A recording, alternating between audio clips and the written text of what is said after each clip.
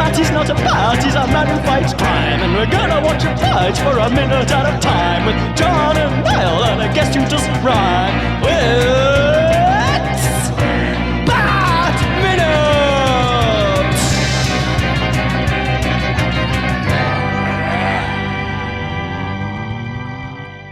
Hello everyone, and welcome back to Bat Minutes Forever, the podcast where we show some gusto about each minute of Joel Schumacher's 1997 Batman and Robin, 1 minute at a time. I am one of the hosts, Niall McGowan.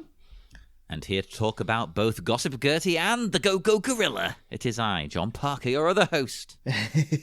And join us again for the final time this week is, of course, returning guest, Caffeine Jedi, and the shark who helps fish. It is, of course, Stephanie Palacino. Oh, my goodness. You got it, kind of. Okay. Right, is it sad that I did not notice a slip-up? What was wrong with that?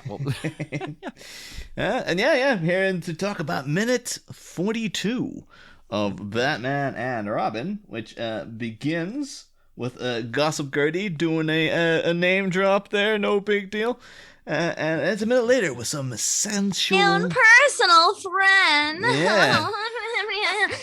And it's a minute later with some sensual simian swaying. So, we got that straight off the bat here. I am wondering, had Bruce Wayne himself been there, would she be boasting about her close personal friend Bruce Wayne? Or would it have been more like, he might himself be there in the corner going like, excuse me, what? Yeah, she's lying. She's saying it to sound important. Yeah, just like really bigging herself up. It's like, everybody loves Gossip Gertie. Everyone talks to her.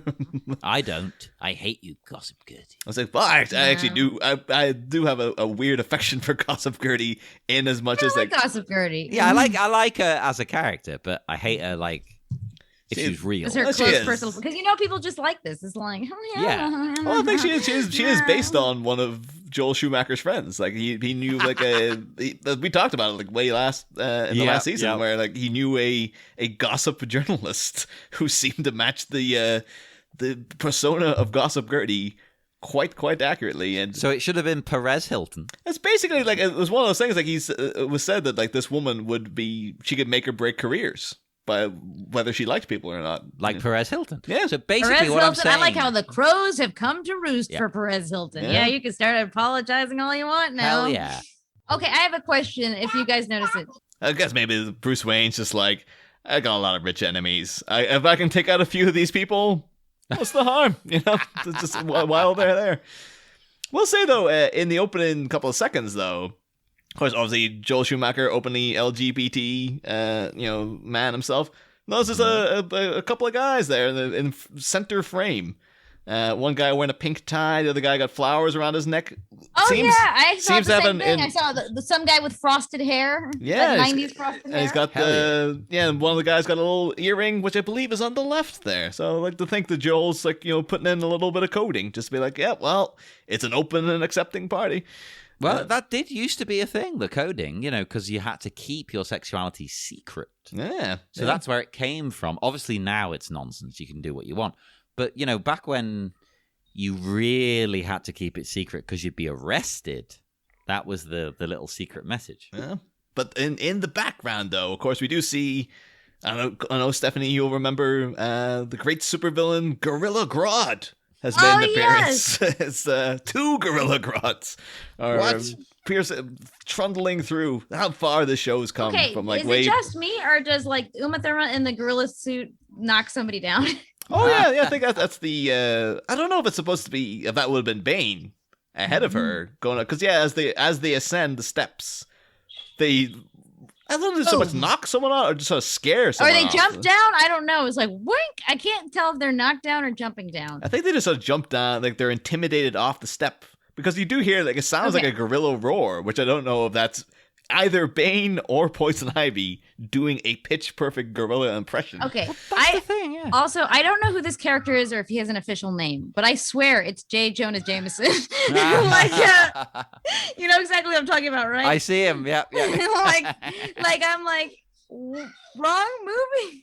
No, that guy, weirdly enough, I think we will have to headcanon this because he was in Batman Forever as a kind of prominent feature at one point. Yep. You might recall during Ed Begley Jr.'s, the brain sucking sequence. Remember in Batman Forever when Edward Nygma kills his boss, but he straps him to a chair and then Living the dream. Yeah, he has the whole thing of where he's testing the box on him and he's making him watch a fishing show. And the 3D image comes out of the TV and stuff.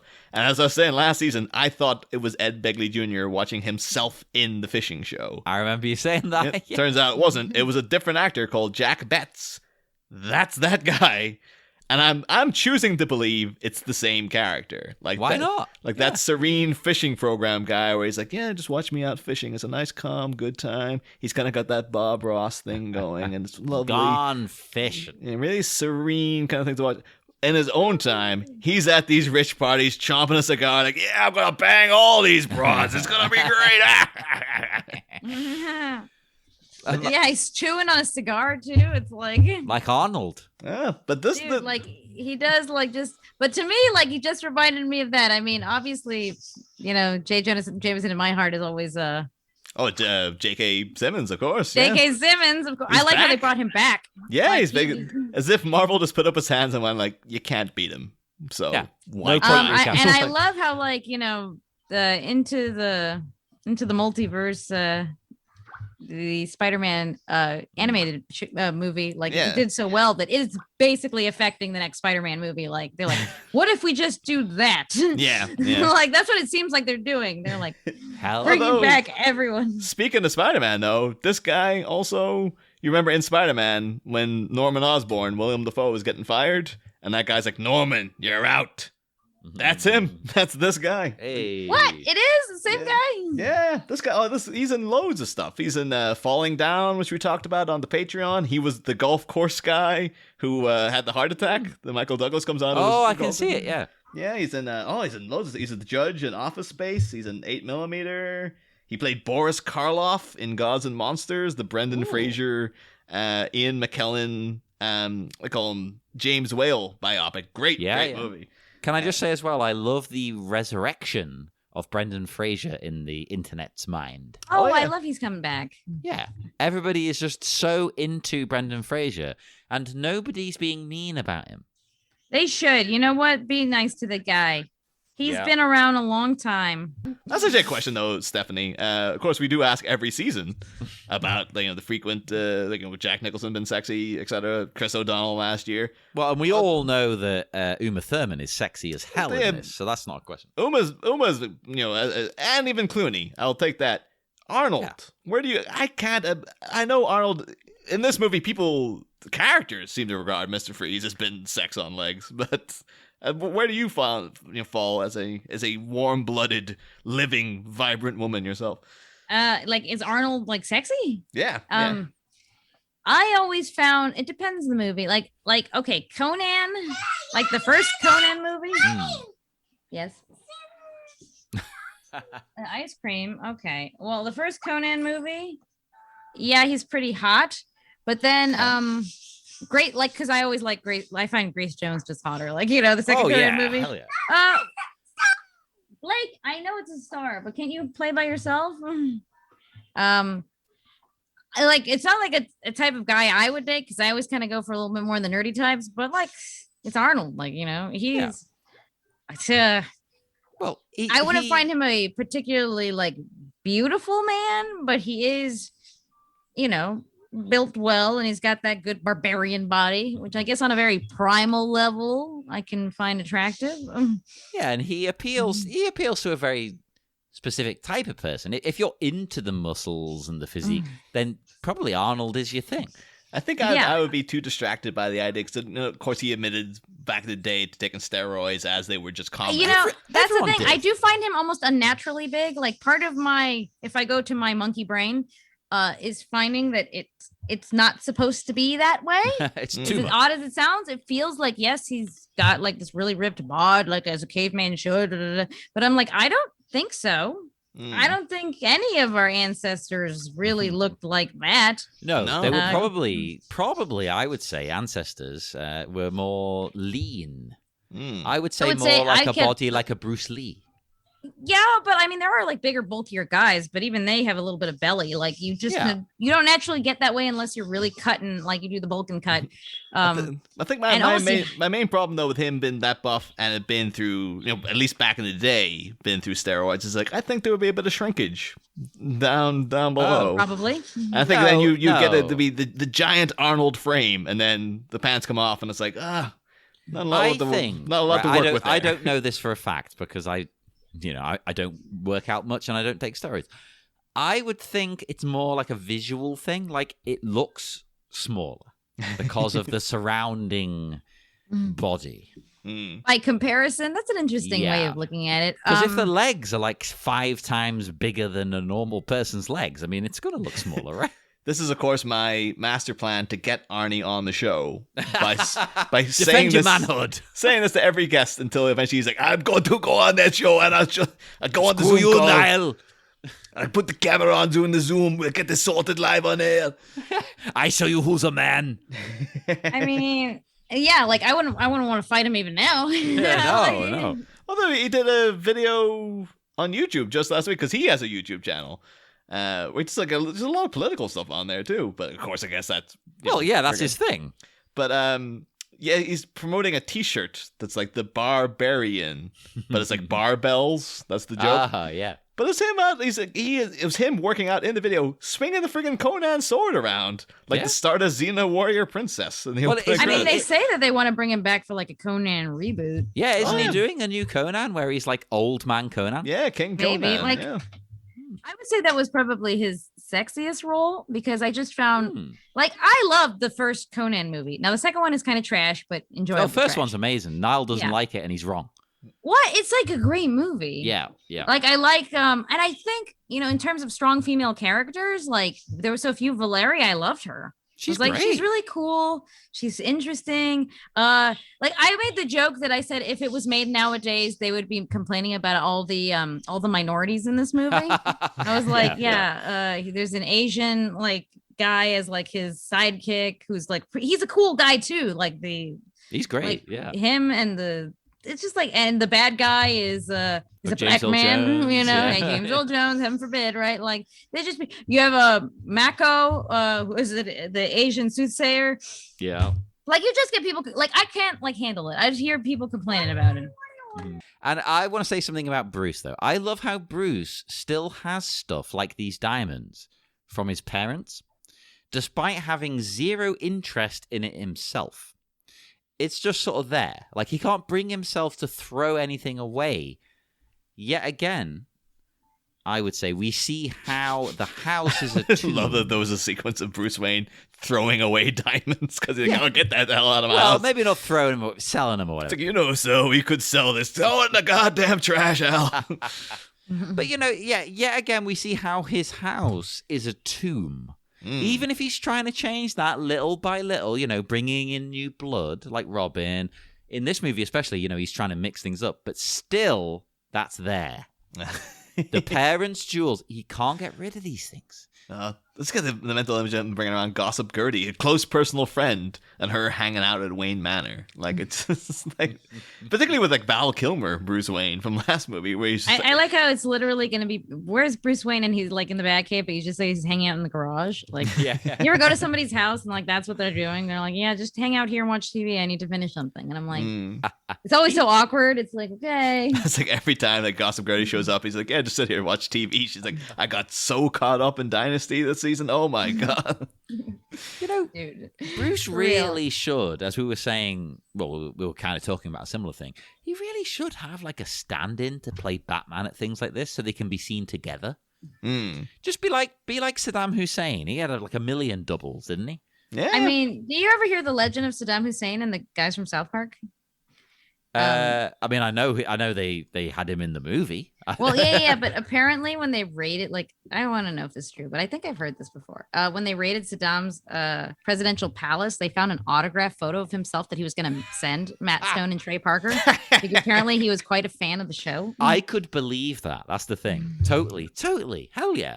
Also, weirdly enough, George Clooney also in the South Park movie. He was remember he was the voice of the dog in the TV show because at the time they thought that was funny. Oh, the gay dog. Yeah, they got in. I think Jerry Seinfeld did like a chicken and stuff. Like it was way back in South Park season 1 when they used to have special guests and stuff. And then again, in the movie they bumped him up to the doctor. And I was like, oh yeah, and I always thought it was quite weird because then later on they had the whole thing about the smog cloud that was coming over South Park that was built out of people's use of hybrid cars. Everyone been so smug that they were driving hybrids. Oh, the smugness, yeah. Yeah, and then they would smell their own farts. But it was the smug cloud was gonna join from George Clooney's Oscar acceptance speech. Which is like, I never know if Clooney, did he ever comment on that? But like, what the fuck? I thought we were tight. And now you're like, what? I won an Oscar and made a speech and now like you're saying I'm a smug asshole? Jesus Christ, you know? Now, Batman here is pretty confident that Breeze will take the bait. Breeze? Did I say Breeze? Mr. I meant Breeze. He's the power of wind. It's the power of wind. Yes, exactly. He's like, I'm fighting multiple bad guys at all times. You think Gotham just has one villain every day? No, you know what? Just blame the fact that I watch a lot of wrestling. Tyler Breeze just got released by WWE, so I'm very sad. Blame that. Now, yes, he's very confident he's going to take this bait. Why? Because like, he thought of it. And Batman's never wrong, so he's like, "Yep." but it's obvious, as we said. There is no reason he would turn up. He might be watching, but watching because he knows it's a scam. I don't know. Like, what's this? Is he thinking he's gonna just sneak in? Like, could it be that maybe we're supposed to be thinking that these two conspicuous gorillas going you think it's Freeze? That actually is Mr. Freeze in the outfit. And they're like, oh, wouldn't it be a twist that it turns out to be Poison Ivy instead? Yeah. These gorillas who, for some reason, are pink. Okay. Yeah, gorillas in our midst. Hey. I think I actually had that in the outro.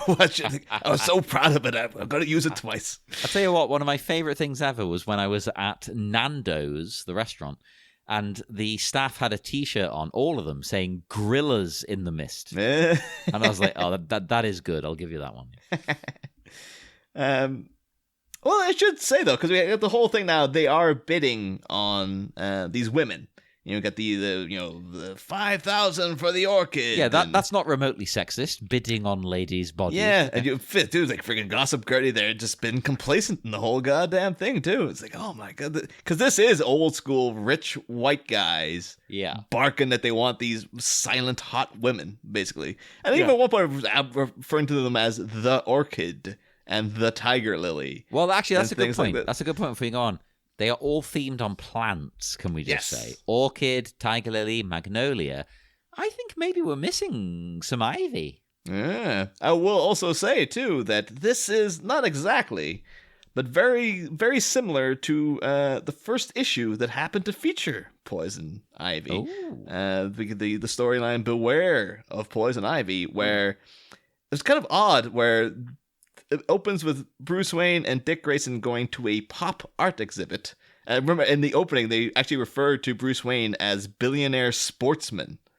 I was like, sportsman? What sports does he play? Like, all of them? Yeah, like what? I can't even imagine. Baseball? What does he do? I don't know. It's just like, he just goes out and he owns sports cars, I guess. But or maybe he owns sports teams. But anyway, sportsman. And at one point too, like they're looking at it's a pop art exhibit of the super villainesses of Gotham.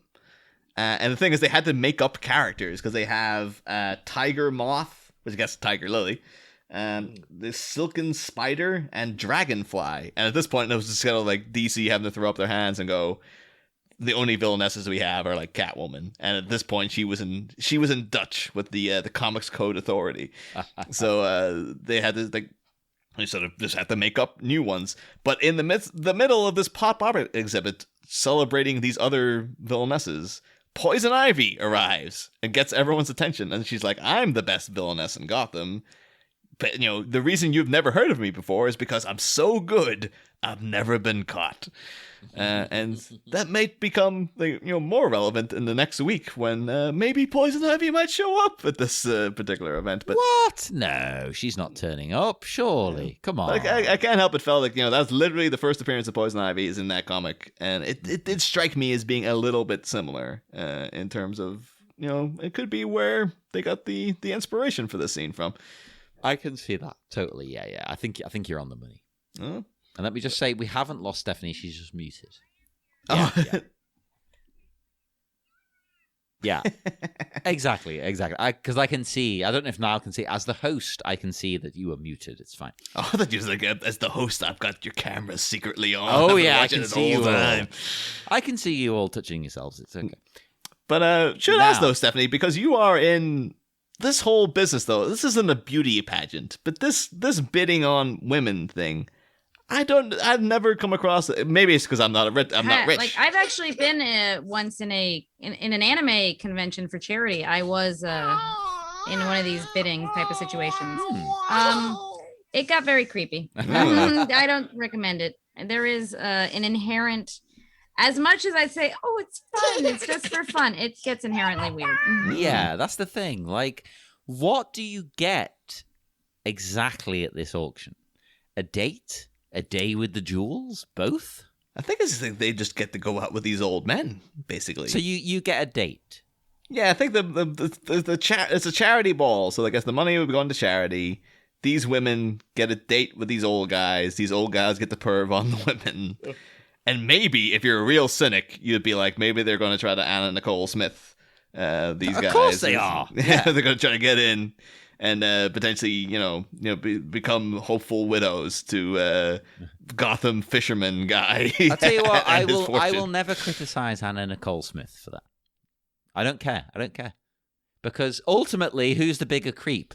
Game in the system as well. It's like, well, she didn't invent the system. She's just playing the game right, I guess. So, I loved her reality show she had. But I keep forgetting she's dead too. That's one of those ones. That's right. Dead. Yeah, she's dead. Also, the music changes somewhat. It's no longer dancing party music. It's it's gaga. It's half psychotic, hypnotic.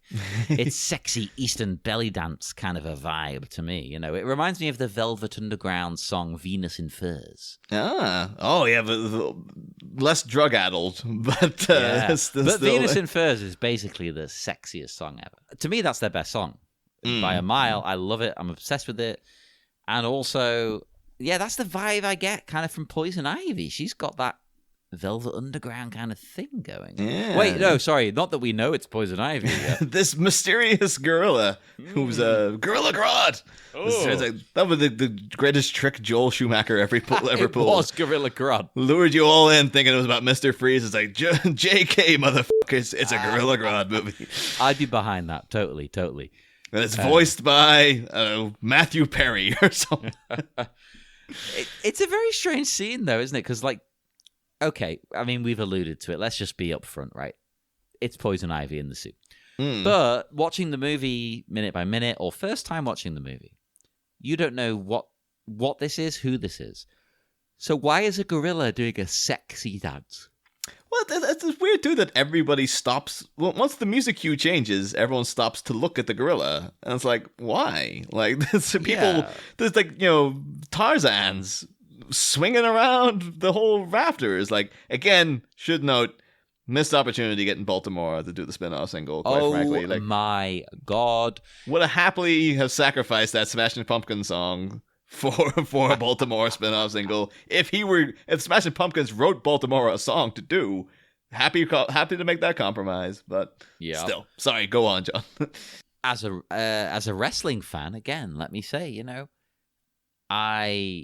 not only do I love Baltimore, but in AEW, Yep. Jungle Boy. His theme music is now. And it was a hot song. Like we were, like, Yeah. I don't know when those episodes are ever going to air, but when me and John were on Teenage Mutant Ninja Turtles 3 minutes, we didn't have the Baltimore moments, but like we're talking about, like, it's in the movie. Yeah. It's in Beverly Hills Ninja. You know, it's like it's a 90s song. This is the time to bring in Baltimore. Hell Right yeah. here, Joel. You missed it, man. Baltimore is a god. Well, as I say, though, in terms of missed opportunities, though, I'm surprised, like, for a film that's evoking the 60s show so much, now would seem to be the time to work in the Bat Tootsie. Like, you got Batman on stage, you know, back in the 60s. Oh, you mean they're gonna start dancing? Yeah. I How mean, that's come like, Batman doesn't dance anymore? exactly that. I like the parody of Radioactive Man when they try to make the movie in The Simpsons. They're like, oh, it's what's the Boy Scout, the Scout Master. Oh, yeah. Go get him, Don't be Scouts. afraid to use your claws, boy. Up and at them. And they all get up and everybody starts dancing, like go-go dancing. Oh, it's That's the thing, because the Bat Tootsie, of course, you know, variation of the Wat Tootsie, that's in the first episode of the 60s Batman TV show. Apparently, it's like, there's debates on whether the guy who taught Eleanor Roosevelt how to dance, Alan Murray, whether he invented it, and then Adam West is like, no, I invented it. Like, I was just dicking around on set and I invented it. But yeah, it became like a craze. And the most frustrating thing is, like, you could work that into this movie very easily. You don't have to have Batman doing it, just have someone in the crowd doing it. But people would know the Bat Tootsie because it's the V's across the eyes. You might have seen it when Uma Thurman was doing it in Pulp Fiction, for Christ's sake. Have the gorilla do it now. Everything's Come on, Joel, it's right connected. there. It's such a prime opportunity, and he's completely missing it. That is true, but like I also God, I was just remember my earlier rant about like about how, like, you know, things people would just complain that it was a bunch of SJW stuff, because I was like, that's a show that had a bunch of minorities in the cast, including a black Catwoman, Hispanic played The Joker. the Joker. Yeah. Oh, and my favorite thing with him is the way he just refused to shave his mustache off. That's great. Oh yeah, they had to paint Yeah. it. I love the way he's like, no, this is my thing. This stays. That's why in my 60s Batman revamp starring George Clooney, Sam Elliott plays the Joker, and he just paints it's the most obvious bushy Oh mustache. my god. At the same time, I never understood that. Just paint it green. Paint the mustache. That green. would have No been one fun. Yeah. No one would have cared. But then now you made a thing about it, so it's like, well, I guess everyone has to notice that you just painted it over the thing. But remember, back in the day, the image quality on television sets was considerably lower. I think as a child, when it was on TV, I didn't notice. I never noticed until someone pointed it out. Exactly. Because, I mean, obviously, I'm a lot younger than that show is, but it was on TV when I was a kid. And I didn't notice because I was watching it on some crappy 14-inch CRT. Well, I'm saying I never noticed up until rewatching like HD episodes. Like Burgess Meredith's penguin outfit, the shirt is kind of feathered because it's more like the texture of a penguin's chest. And it's like, no one in the 60s would have got that, but they made the effort to make his shirt that texture. Yeah, that never came across to me when watching it as a kid. No. Yeah, it's crazy that why they would even think to do it. I guess maybe they just didn't realize, like, this is never going to show up on the television. But I applaud them for trying it. Yeah. Also, will say, though, and I know I remember I sent this to Stephanie ages ago because I was so excited when I found this out. This gorilla outfit, okay? Apparently they had a time making this thing. And the textured, fur on it, apparently is actually 450 Santa wigs that I guess they just got at some surplus store somewhere. For as silly an outfit as it is, the amount of effort that went into making this gorilla suit is like commendable. Because that's amazing. That is so good. I just thought, who thought this costume? Gorilla suit. Yep. Yeah, that's what we need here. They're going to be hiding somehow. But a pink one. And then she's going to pop out of something. Not like, a flower opens up or something. She is poison ivy. Oh, that would have been amazing. She comes out of like an gorilla. Orchid. Yeah, would specifically, actually, a giant flower appearing and then her coming out of it. I guess they do that later on in the movie. So, like, we can't just. But this is the time to do it. But and it's very, a flower would be very, dare I say, vaginal. That's perfect. Yeah. But yeah, the one of the costume, or one of the set designers and costume designers, Robert Tuturis, had this to say. The magenta gorillas are made of 450 dyed Santa wigs dipped with black roots and tips. We looked at fake fur, at yarn, at everything you could possibly think of, but Joel kept saying I wanted to look very fake looking, but also long and shiny. Finally, we got some samples of different Santa wigs. I had a sample dyed magenta, showed it to Joel, and he loved it. And that was the birth of the magenta Santa wig pelt magenta gorilla. And then the writer of the making of book says, ho, ho, ho, just all in a day's work for the Batman and Robin costume design people, because they have fun writing the book, I guess. But at the same time, it's the idea that they maybe had like multiple Santa wigs, and everyone was like, it's not the right texture. Get us different Santa wigs that we can dye. It's just such an odd thing where it's just like, yeah, again, Joel Schumacher thinking like, oh yeah, this I wanted to look this specific way. People in the cinema, he was thinking no one would care if they just made it out of yarn or whatever. Yeah, but he's like, I specifically wanted to look exactly like this. It's odd, isn't it? They're strange costumes. There's something not quite right about them. The color, that shape. Costume ain't right. No, it's not. It ain't right. It ain't. Yeah, Hank Hill will be outraged if he saw this costume. I think Hank Hill will just be very uncomfortable in this whole party, quite frankly. Well, it's like that episode of King of the Hill where he's having to give a ride to like a hooker. Yeah. I love that episode. I love that Snoop Dogg plays the pimp. That's a great one. I mean, they're all good, let's be honest. But I also will commend Poison Ivy for committing to the bit, because when she goes up and like positions herself, she's really like she's gorillaing it up. She's like swinging, going and landing on kind of on her haunches and stuff, like much like Helena Bonham Carter when she went to that ape camp for Planet of the Apes and really got into it. I'll tell you what, if you're ever on stage though, and I've only been on stage a few times. In my experience, you've just got to do it. Just go for it. Just do it. If you hold back and get nervous, it's going to look 1,000 times worse. Yeah. Ivy, just do it. And she does do it, and she pulls it off. Well, we do get the... It's such a weird visual, Anton. As this goofy-faced, giant magenta gorilla starts sensually swaying. And for some reason, the whole room is just like, what? Because it's a room of furries. Yeah, maybe that's why it's like I have to dress. I could dress as the plant. No, I could, but you know what? I get all these kinksters will get their engines revving. Yeah, if a giant gorilla showed up. It's a furry convention. Oh. I get to like, and that's why Batman and Robin are there. It's like, are they not the king of the furries? They're animals. They're a bat and a bird. Yeah, they are a bat and a bird. What? God, I can't say one thing. It's like a deleted scene later on, and like Batman, but like, I can't believe they interrupted our goddamn kink fest.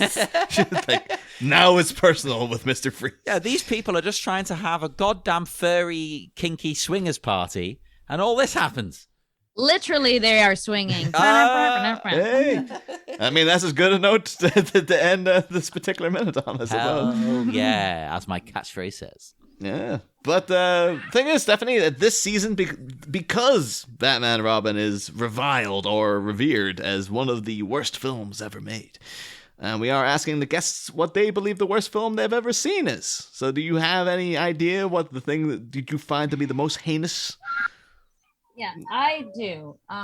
Definitely the worst movie I have ever seen, just because like it made no sense to be as bad as it was, except for contempt for the fans. Dragon Ball. Oh, the American movie. Yeah, it's just really bad. Like I still can't figure out why. Like no one would watch it unless they liked the show, but no one who liked the show possibly, like no one who even didn't like the show could possibly like this movie. It's so weird. Why does it exist? Like, who's it for? I know American don't movies know. are like, well, we can't cast an Asian person because Oh my it'll hurt God, the box that was office. one thing. But screw it. Not only is that stupid and backwards, but it's Dragon Ball. That's it, like way back when they did the Street Fighter movie, and then for some Yeah. reason Guile is the main character, It and should they, be at least they Ryu.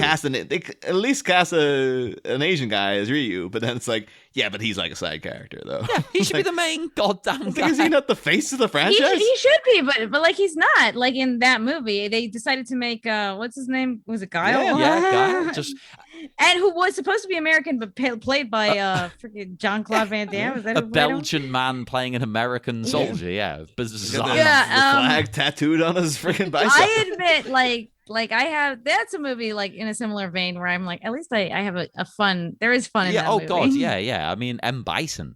Oh. I think I could sit through Of that Street course. Fighter movie like countless. I have no beef with the Street Fighter movie. I do as a Street Fighter fan. As a film fan, I love it. Yeah. Of course, I keep forgetting because like it's Ming Na Wen is like, you know, of course now tearing up the world on the Mandalorian and the Book of Boba Fett. I guess coming up this, you know, the original. Was she Chun-Li in the movie? Yeah, she's Chun Li. It's like you always forget. It's like, oh yeah, she's during the great. Well, they actually cast an Asian as I was, the second runner-up for the movie that I didn't like was going to be the Chun-Li movie, which has okay, no bad. offense to what's her name? She was the Snow White I was thinking that talking about earlier that was half Asian. Oh crap.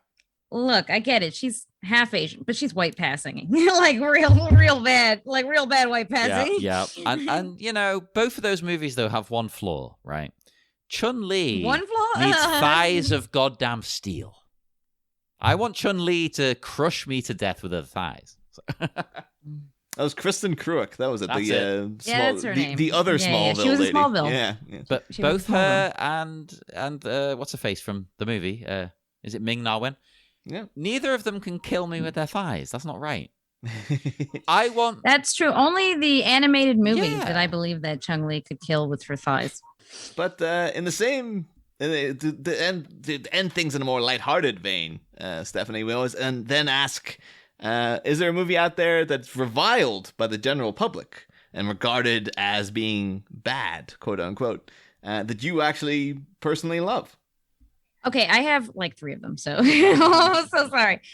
Number 1 is The New Guy. I don't know why everybody hates The New Guy. The New Guy is a comedy in like mid 2000s comedy.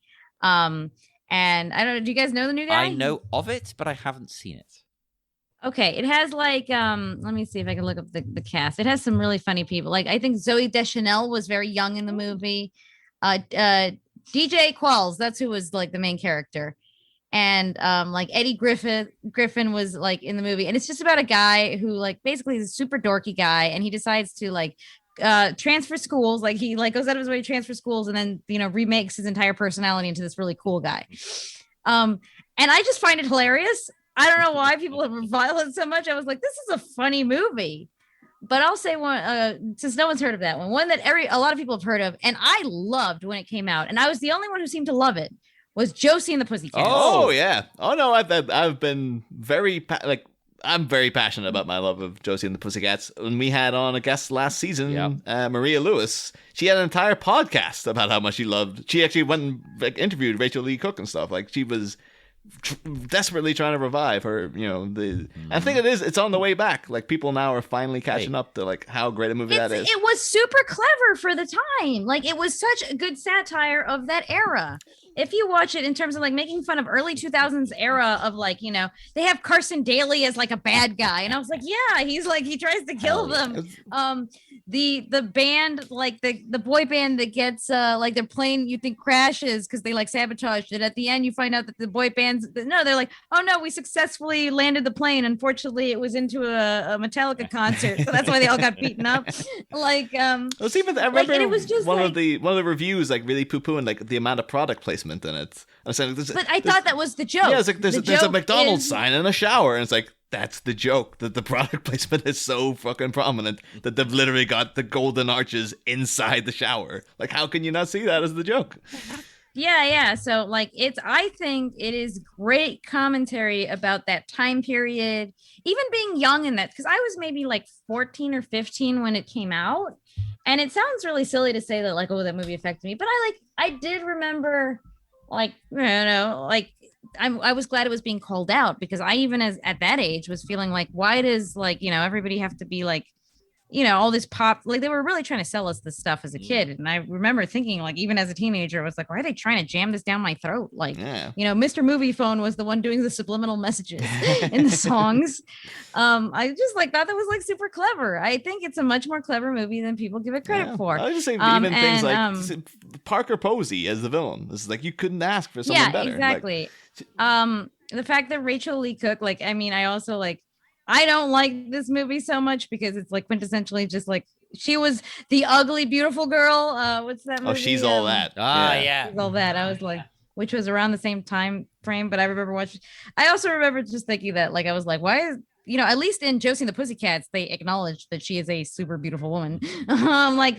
She's gorgeous. And I'm like, if she's supposed to be the ugly chick, like that always hurt me. Like, I think a lot of young girls around that time period when they would watch She's All That and they're like, so she's supposed to be ugly? Because goddamn. That'll make everyone feel bad, right? Because she's stunning. Yeah. It's like, oh my God, she's gorgeous. Even like Josie and the Pussycats was like doing like, it was like things that people are like, praising Deadpool for now. Like, the breaking the fourth wall comic book movie. Mm-hmm. Oh yeah, they did that all throughout the movie. They asked like Missy Pyle, like, why are you even here? And she's like, because I was in the comic book. And things like that. And, like, even then soundtrack, Adam Schlesinger from friggin' Fountains of Wayne did the music for it. Like, tragically dead now. Died there last year. It's like, everything is firing on all cylinders in that movie. Looks fantastic. Yeah. Great cast. Just the cast is great. It's like got Rosario Dawson, Rachel Lee Cook, and what's her name? She was Tara Reid. Is it Tara? Tara Reid. Yeah. I was like, this is a good. Like they seem like those characters. Like they truly like seem like the right fit for those characters. Yeah. So good choice. Alan Cumming, of course, too. As the bad guy. I'm a big fan of Alan Cumming in GoldenEye. Going back to that again. Yeah. Yeah. I just think it's a movie that.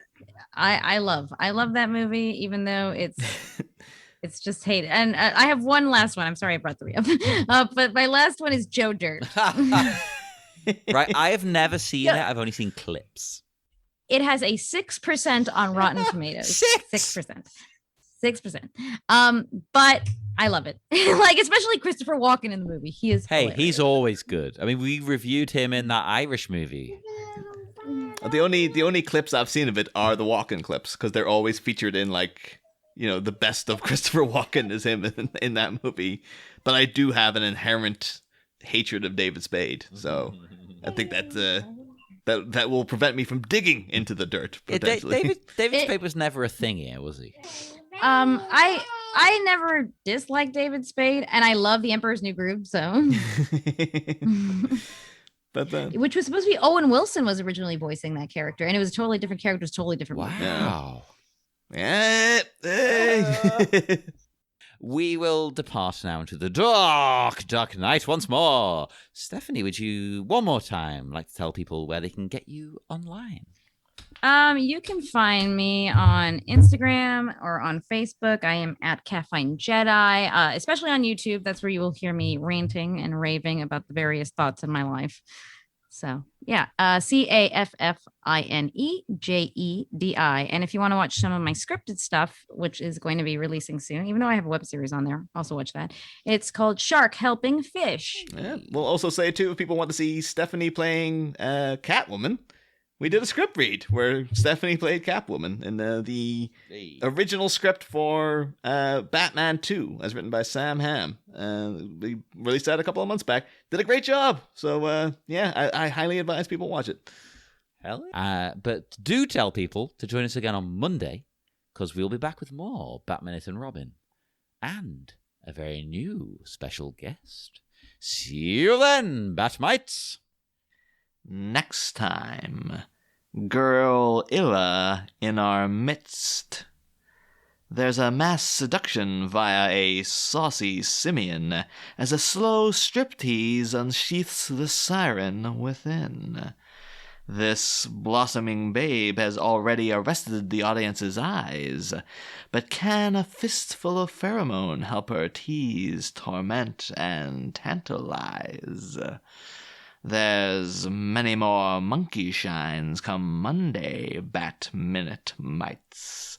Same Bat Pod, different Bat Minute.